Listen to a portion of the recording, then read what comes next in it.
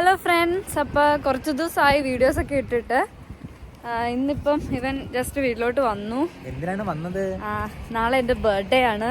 അപ്പോൾ ഇന്ന് ഞങ്ങൾ സെലിബ്രേറ്റ് ചെയ്യുന്നു അല്ലടാ. അപ്പോൾ അതിൻ്റെ എനിക്ക് വലിയ എക്സൈറ്റ്മെൻ്റ് ഒന്നുമില്ല, കാരണം ഇന്നലെ ഷിഫ്റ്റ് കഴിഞ്ഞിട്ട് രാവിലെ ഞാൻ വന്നേ. പിന്നെ എനിക്ക് എന്തോ ഉറങ്ങാൻ പറ്റിയില്ല. കുറച്ച് ഫ്രണ്ട്സിനെയൊക്കെ ഞാൻ വിളിച്ചിട്ടുണ്ട്, അപ്പോൾ അവർ വൈകിട്ട് വരും എന്നാണ് വിശ്വസിക്കുന്നു. പിന്നെ ഇപ്പോൾ വീഡിയോ എന്നാൽ പിന്നെ സമയമുണ്ട്, അപ്പോൾ വീഡിയോ എടുക്കാമെന്ന് ഓർത്തു. ഭയങ്കര തിരക്കാണ്. ഞങ്ങൾ എവിടെയെങ്കിലും പോയി ഒന്ന് ഇരുന്ന് സെറ്റിലായിട്ട് നമുക്ക് വീഡിയോ എടുക്കാം. ഞങ്ങൾ ഇറങ്ങിയ സമയം കൊള്ളാം, നല്ല വെട്ടം ഉണ്ടായിരുന്നു. ഇപ്പോൾ ഇതേ മഴ തുടങ്ങിയിട്ടുണ്ട്. അപ്പോൾ തിരിച്ചു പോകണോ വേണ്ടോ എന്നൊക്കെ ഓർത്തിരിക്കുക. വെയിലായിരുന്നു, മഴ പെയ്തു തുടങ്ങി. ഇത് കണ്ട് നല്ല ഭംഗിയില്ലേ? ഞങ്ങളിവിടെ നടന്നു വയ്ക്കുക കണ്ടതാ. നോക്ക്,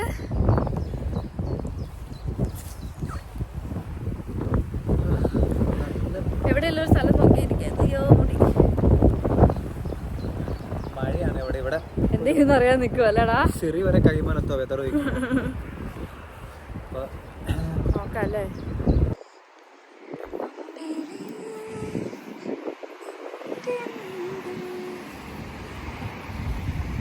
അത് കൊള്ളാടാ.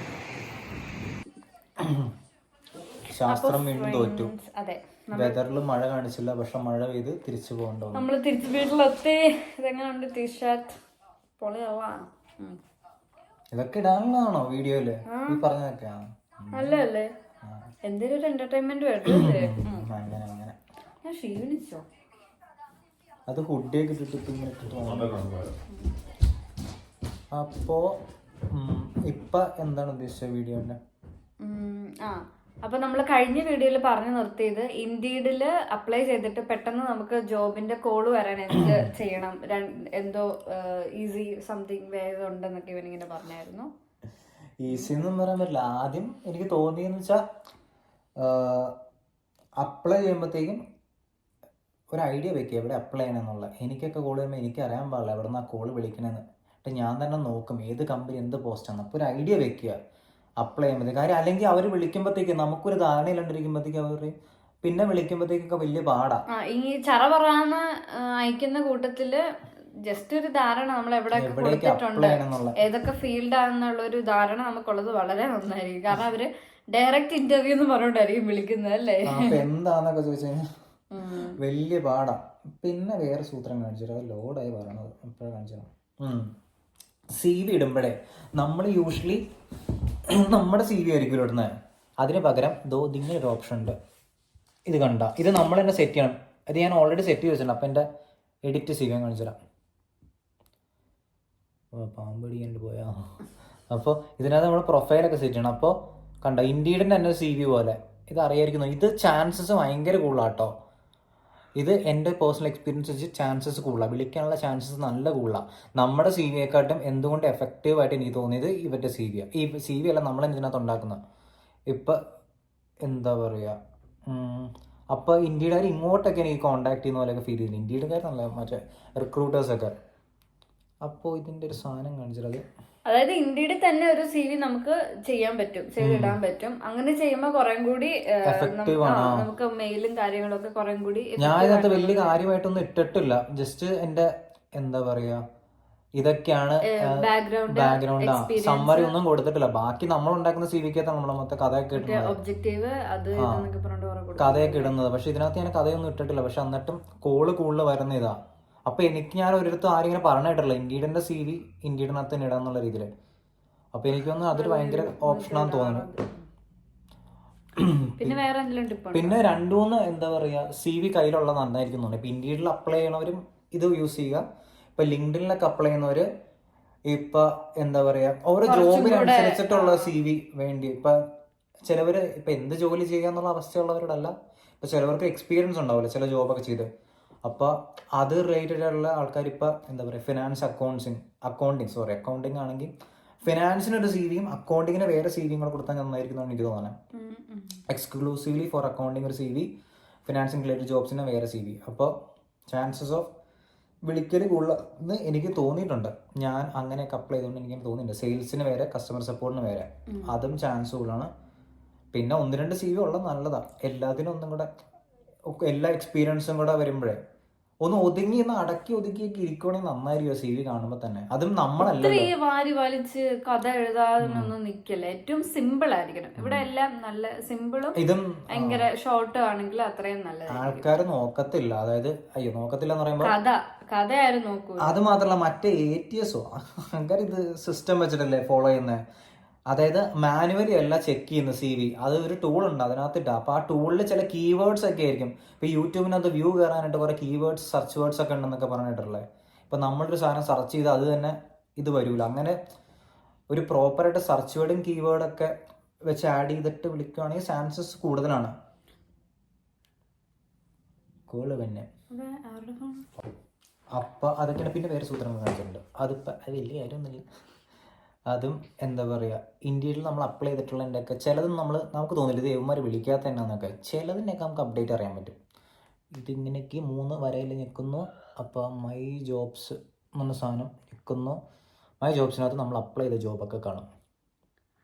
അതായത് അവര് നോക്കിയോ എടുത്തോ എല്ലാം കാണും. Not selected by employee. അപ്പം മിക്കവാറും കണ്ട അവന്മാർ തിരിഞ്ഞു പോലെ നോക്കുന്നില്ല. കണ്ട അപ്ലൈ വെച്ച് കൂടിയാണ് ഈ കണ്ടോ ചിലതൊക്കെ കണ്ടോ നോട്ട് സെലക്ടഡ് ബൈ എംപ്ലോയി കണ്ടോ. അപ്പോൾ ഒരു അപ്ഡേറ്റ് അറിയാൻ പറ്റും. ഇമെയിലൊക്കെ ചിലതിൻ്റെ വരും, പക്ഷെ എന്നാലും നമ്മളെല്ലാം നമ്മൾ ശ്രദ്ധിക്കണമെന്നില്ലല്ലോ. കണ്ടോ നോട്ട് സെലക്ടഡ് ബൈ എംപ്ലോയി മൊത്തം ഇത് തന്നെ.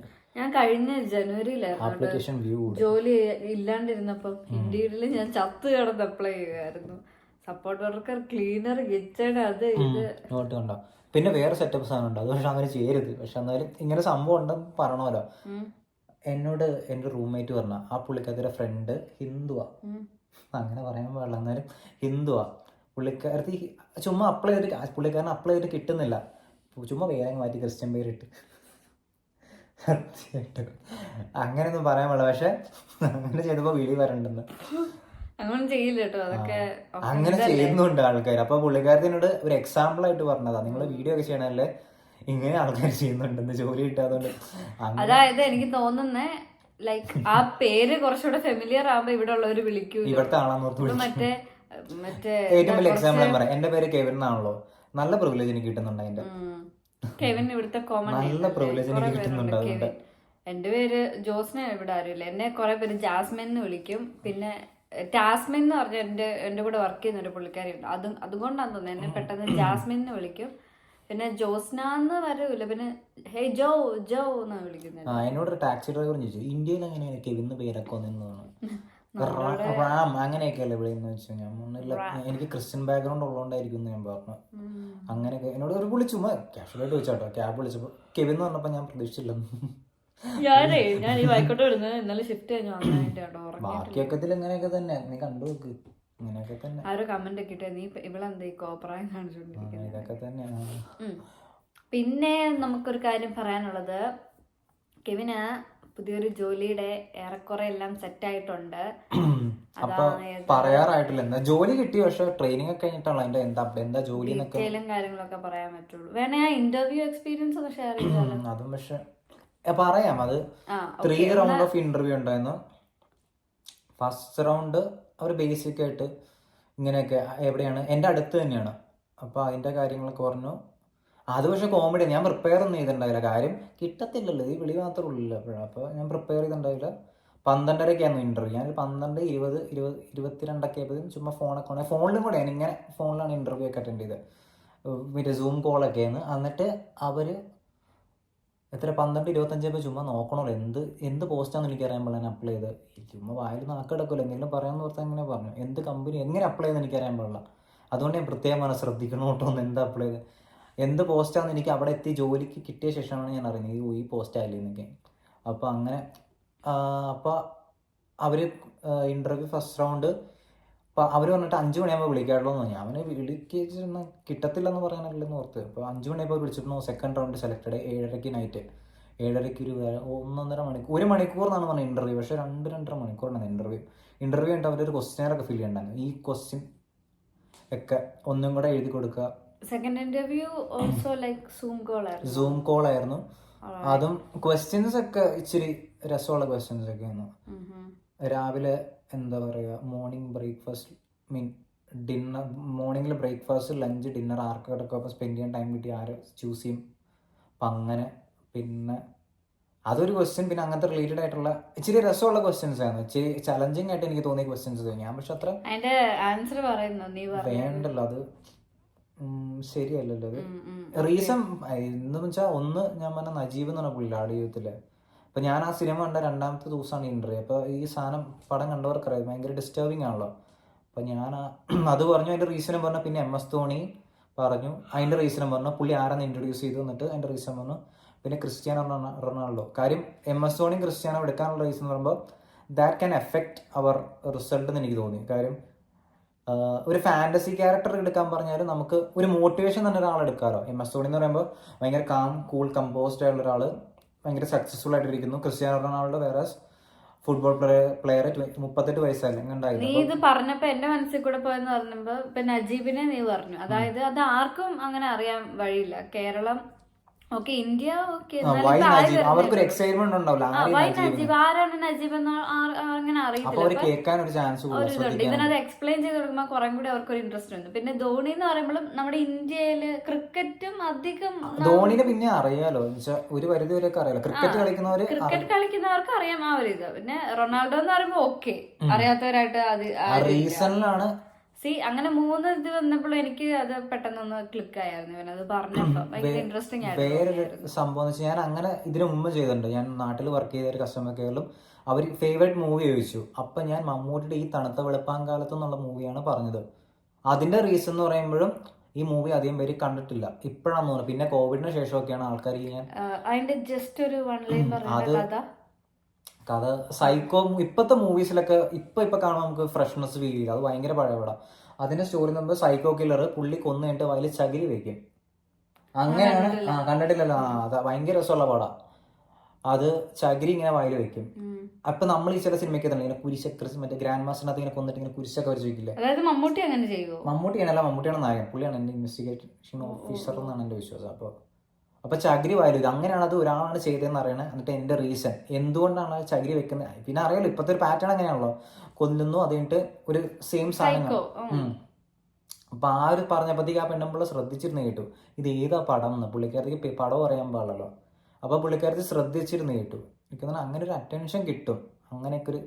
പക്ഷെ ഒരു ഐഡിയ വേണോട്ടെ എന്താ പറഞ്ഞതെന്നുള്ള. മണ്ടത്തിലൊക്കെ പറഞ്ഞു കഴിഞ്ഞാൽ കാര്യമില്ല. ഇപ്പൊ ക്രിസ്ത്യാനോ റൊണാൾഡോ വന്നിട്ട് ക്രിക്കറ്റ് കളിക്കണമെന്നൊക്കെ പറഞ്ഞു കഴിഞ്ഞാൽ അറിയാലോ അവർക്ക് ക്രിസ്ത്യാനോ റൊണാൾഡോ ക്രിക്കറ്റ് അല്ല കളിക്കണമെന്ന്. അപ്പൊ ശ്രദ്ധിച്ചൊക്കെ പറയുക, അത്രേ ഉള്ളൂ. ഒരു അറ്റൻഷൻ സെറ്റ് ചെയ്യണം. ബാക്കി എല്ലാവരും നിന്ന് ഇച്ചിരി സ്റ്റാൻഡ് ഔട്ട് ചെയ്ത് നിൽക്കുന്ന ഒരാള് ശ്രദ്ധിക്കപ്പെടും. നമ്മളൊരു യൂണീക്ക് ആയിട്ടുള്ള ഒരു ആൻസർ പറയുമ്പോൾ അവർ പെട്ടെന്ന് ക്യാച്ച് ചെയ്യും. ലൈക്ക് അവരത് കേൾക്കാനുള്ള ഒരു മനസ്സ് വരും. ഇവൻ ആ കസ്റ്റമർ സപ്പോർട്ടിന്റെ എക്സ്പീരിയൻസ് പറഞ്ഞില്ലായിരുന്നോ? അവരാണ് വിളിച്ചിട്ട് എന്താണ് ഒരുമാതിരിയാണെന്ന് നീ ഒരു പറഞ്ഞായിരുന്നു ഒരു എക്സ്പീരിയൻസ് ഇന്റർവ്യൂന്റെ. കുറെ ക്വസ്റ്റ്യൻസ് ഒക്കെ ഉണ്ട്. പിന്നെ ഭയങ്കര ലാഗ് ആക്കണ്ടെന്ന് നോക്കാം. അപ്പൊ ഇങ്ങനെ ആ പ്രോസസ്സിങ്ങിലൂടെ ഒക്കെ കടന്നു പോയി. എന്താന്ന് കറക്റ്റ് അപ്ഡേറ്റ് നമ്മൾ വേറൊരു വീഡിയോയിൽ പറയുന്നതായിരിക്കും. ഇപ്പൊ ജസ്റ്റ് എല്ലാവരും ചോദിച്ചായിരുന്നു അവിടെ നിന്ന് എന്താ മാറാത്ത. ഇവന് ഈ വേസ്റ്റ് മാനേജ്മെന്റ് വർക്ക് ചെയ്യുമ്പോഴത്തേക്കിനും വേറെ എന്താ നിങ്ങൾ അപ്ലൈ ചെയ്യുന്നില്ലേ, മാറുന്നില്ലെന്ന്. അപ്പൊ ഇവൻ ഇങ്ങനെ കണ്ടിന്യൂസ് ആയിട്ട് നോക്കുന്നുണ്ടായിരുന്നു. അപ്പൊ കസ്റ്റമർ സപ്പോർട്ടിന്റെ 2 ഇന്റർവ്യൂ കഴിഞ്ഞു. ഇപ്പൊ ഇത് വന്നു. ഇതിന്റെ ഓക്കെ ഒരു പക്ക ഒരു ക്ലിയർ ഐഡിയ നമുക്കും കിട്ടിക്കഴിയുമ്പോഴത്തേക്കും നമ്മളത് ഷെയർ ചെയ്യുന്നതായിരിക്കും അല്ലേ. അതെ. ഇപ്പൊ പിന്നെ നല്ലത് കിട്ടണമല്ലോ, അതാണ് അതിന് വേണ്ടിട്ട് വെയിറ്റ് ചെയ്തോണ്ടിരുന്നത് നമുക്ക്. പിന്നെ ഇപ്പൊ ഇവൻ PSWയിലാണ്. 2 വർഷം ടൈം ഉണ്ട്. ആ സമയം കൊണ്ട് വിസ പ്രൊവൈഡ് ചെയ്യുന്ന അല്ലേ നോക്കണം, തപ്പിയെടുക്കണം. പിന്നെന്ത് ഇപ്പൊ ഇന്ത്യക്ക് പിള്ളേരെല്ലാം കുറയുന്ന പറഞ്ഞാൽ ഇനി ജോബ് വേക്കൻസീസ് ഒക്കെ കൂടുന്നാണ് എനിക്ക് തോന്നുന്നത്. വെയർ ഹൗസുകളിലൊക്കെ ആളെ വേണമല്ലോ. അങ്ങനെ പിന്നെന്താ ഇനിയും ആൾക്കാർ വരുന്നുണ്ട്. എന്റെ ഫ്രണ്ട്സ് ഒക്കെ തന്നെ വരുന്ന ചോദിക്കുന്നുണ്ട് ഇങ്ങനെ നമ്മളോട് കാര്യങ്ങളൊക്കെ.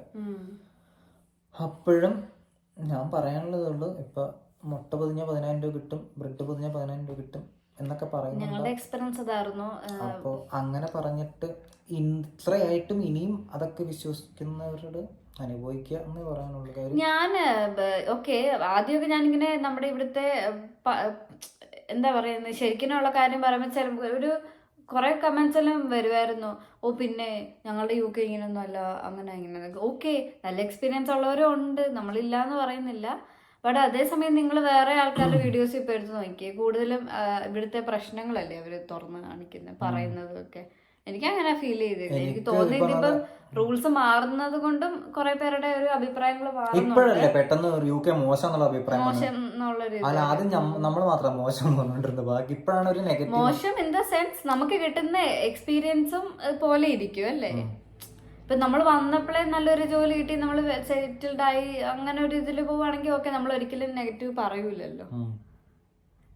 നമുക്ക് എല്ലാരും ഫേസ് ചെയ്യുന്ന ഭൂരിഭാഗം ആൾക്കാരും ഫേസ് ചെയ്യുന്ന പ്രശ്നങ്ങളാണ് നമ്മളും പറഞ്ഞിരിക്കുന്നത്. നമുക്കറിയാവുന്നവരും നമ്മുടെ ഫ്രണ്ട്സും നമ്മുടെ കസിൻസും ഞങ്ങളുടെയും ഞങ്ങൾ കാണുന്നത് മാത്രമല്ല പറയാൻ പറ്റുള്ളൂ. നമ്മളിങ്ങനെ എക്സാജറേറ്റ് ചെയ്തു അങ്ങനെയൊന്നും അല്ല പറയുന്നത്. ഉള്ള കാര്യങ്ങളുള്ള പോലെ ജസ്റ്റ് പറയുന്നേ ഉള്ളൂ. അപ്പൊ നമുക്ക് കോൺഫിഡന്റ് ആയിട്ട് ഇരിക്കാം, ഒരാള് അങ്ങനെയല്ലെന്ന് പറഞ്ഞാൽ അങ്ങനെയാണെന്ന് പറയാലോ. പിന്നെ ഇപ്പൊ ഇന്ത്യയിലെ ഈ കാര്യം പറഞ്ഞതെന്ന് പറഞ്ഞാൽ ഇപ്പോഴും ജോലി നോക്കുന്നവർക്ക് ഇതൊക്കെ ഒന്നും കൂടെ ഞാൻ തന്നെ ഇത്രയും പറഞ്ഞിട്ട് ഞാനാണ് ഇപ്പോഴാണ് ഇതൊക്കെ റിയലൈസ് ചെയ്യുന്നത്. ഇന്ത്യയുടെ ഇത് വെച്ച് കഴിഞ്ഞാൽ ഇച്ചിരി കൂടെ വിളിക്കും എന്നൊക്കെ അറിയുന്നത് നേരത്തെ എനിക്ക് തോന്നി. പക്ഷെ അത് നമുക്കൊരു പിന്നെ അവിടെ വർക്ക് ചെയ്യുമ്പോൾ വേറെ പിന്നെ നമ്മൾ അപ്ലൈ ചെയ്യാറുണ്ടായില്ല. തൽക്കാലത്തേക്ക് നിക്കാന്നുള്ള ഇതായിരുന്നല്ലോ. അതായത് പക്ക പേയ്മെന്റും ഒക്കെയാണ് അല്ലേ, വലിയ ഫുൾ ടൈം അവർ തരാന്ന് പറഞ്ഞു. പിന്നെ പേയ്മെന്റ് കൂട്ടിയില്ല, ഇപ്പൊ സാലറി കൂടിയില്ല. ഇപ്പൊ 11 ഇപ്പൊ എനിക്ക് 12 ആയി. അവിടെ വർക്ക് ചെയ്താൽ 12 ബേസിക് പേ കൂട്ടൊന്നും എനിക്ക് തോന്നുന്നില്ല. കൊണ്ടുപോകണം പോലെ ഇപ്പൊ പുതിയതെങ്ങനെയാന്ന് നോക്കണം കാര്യങ്ങളൊക്കെ. അപ്പം ജോലി നോക്കുന്നവര് ഇന്ത്യയിലെ ഈ ഇപ്പൊ പറഞ്ഞ ഇതും കൂടെ ഒക്കെ ഒന്ന് ട്രൈ ചെയ്ത് നോക്കുക കേട്ടോ. പിന്നെ ഈസി അപ്ലൈ എന്നുള്ള പരിപാടിയില്ല, അതാകുമ്പോഴത്തേക്ക് അവരുടെ വെബ്സൈറ്റിൽ കയറാണ്ട് നമുക്ക് അപ്ലൈ ചെയ്യാം. അത് നീ കാണിച്ചു കൊടുത്തിട്ടുണ്ടോ തോന്നിയത് ഒരു വീഡിയോ? ആണോ ഈസി അപ്ലൈ? ഞാൻ ചേർത്ത് കണ്ടത് ഇതൊക്കെ ഈസി അപ്ലൈ എന്നുള്ളത്. അത് ഇന്ത്യയിൽ തന്നെ നമുക്ക് അപ്ലൈ ചെയ്യാം. അപ്പം മറ്റേ അവരുടെ വെബ്സൈറ്റിൽ കയറിയുള്ള പരിപാടി അധികം വരാറില്ല ഈസി അപ്ലൈ. പിന്നെ മെയിൽ എന്തെങ്കിലും വരുന്നുണ്ടോന്ന് ഇടയ്ക്കിടയ്ക്ക് ചെക്ക് ചെയ്യുക. പിന്നെ കോള് ഇന്റർവ്യൂ കോള് മിസ്സാവാണ്ടിരിക്കുക അല്ലേ, അതൊക്കെ പ്രിപ്പയർഡ് ആയിട്ടിരിക്കുക. ഏതാണ് നമ്മൾ അപ്ലൈ ചെയ്യുന്നത് ചെറിയൊരു ഐഡിയ ഉണ്ടെങ്കിൽ തന്നെ. ഒരു ആവശ്യമില്ലാത്ത ഒരു വൃത്തിയുടെ സമയത്ത് വിളിക്കും. 11 മണി രാവിലെ 11 മണിക്ക് വിളിക്കും. അല്ലെങ്കിൽ ഉച്ച ഫുഡ് കഴിഞ്ഞാൽ 1:30 ആകുമ്പോൾ ഫുഡ് കഴിക്കണം, 1:30 ആ സമയത്തൊക്കെ വിളിക്കും. അപ്പോൾ ഒന്നും കിട്ടത്തില്ല, അതാണ് മിസ്സായിപ്പോൾ. പിന്നെ ഓഫീസിലേക്ക് വല്ല വെയർ ഹൗസിനകത്ത് പണിയെടുക്കുമ്പോഴത്തേക്ക് എടുക്കലേ നടക്കാറില്ല. ഇത് ആ പുള്ളി 2 പ്രാവശ്യം വിളിച്ച് എന്നിട്ട് മെസ്സേജ് ചോദിച്ചു എനിക്ക്. അങ്ങനെയാണ് ഞാൻ ഇവർക്ക് കോൺടാക്ട് ചെയ്തപ്പോഴാണ് ഇങ്ങനെ ഇന്റർവ്യൂ ഒക്കെ വന്ന്. അന്ന് ഭാഗ്യത്തിന് തന്നെ ഓഫ് കൊടുത്തു തിങ്കളാഴ്ച. അതേ വെറുതെ ഓഫ് എടുത്തപ്പോഴത്തേക്ക് അന്ന് ഇന്റർവ്യൂ കിട്ടി. അന്ന് തന്നെ പുള്ളി ഇന്റർവ്യൂ വെച്ചോട്ടെ എന്ന് വെച്ചപ്പോൾ വെച്ചോളാം പറഞ്ഞു. അങ്ങനെ അല്ലെങ്കിൽ ഇവൻ ജോലി ചെയ്യുമ്പോഴായിരിക്കും എപ്പോഴും കോൾ വരുന്നത്, എടുക്കാനൊന്നും പറ്റൂല ഇന്റർവ്യൂ. സോ അത്രയൊക്കെയുള്ളൂ ഈ വീഡിയോ. കുറച്ച് പേർക്കെങ്കിലും ഉപകാരപ്പെടുമെന്ന് പ്രതീക്ഷിക്കുന്നു അല്ലേ. ബൈ.